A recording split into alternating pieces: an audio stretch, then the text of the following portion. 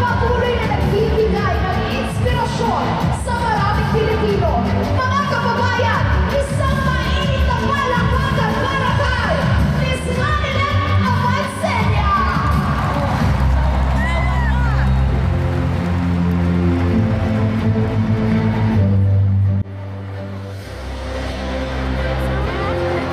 Asawa niya. Iyak.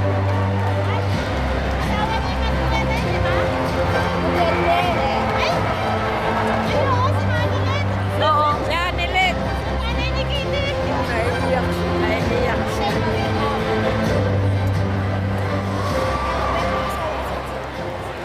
INC! Iglesia ni Cristo. Alam niyo ho ba, gano'ng kamahal ni PRD ang INC? Mahal na ang INC. Kaya pag gusto niya ng tao na mapagkakatiwalaan, nagpapahanap siya ng INC. Totoo yan, ma'am. Sir, totoo talaga yan. In fact,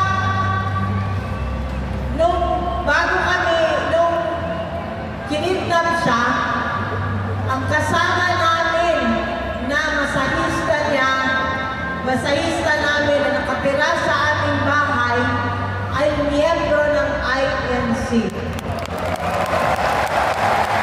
Sinama namin sa Hong Kong, nandun siya sa tabi, ma'am. Ngayon, pagka sa Davao, pag nakadapa ako, nakikita, nagpapamasahe, siya ang nakaka-witness ng hagulgol ko sa gabi.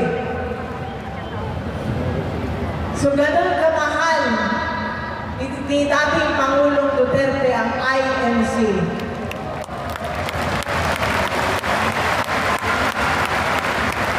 At sa simula pa lang, ma'am, sir, ng kanyang political career, alam yan ng inyong pinakapinuno dito kung gano'n niya sinuportahan si former mayor noon. Kaya, nung naimbitahan kami nila, Congressman, na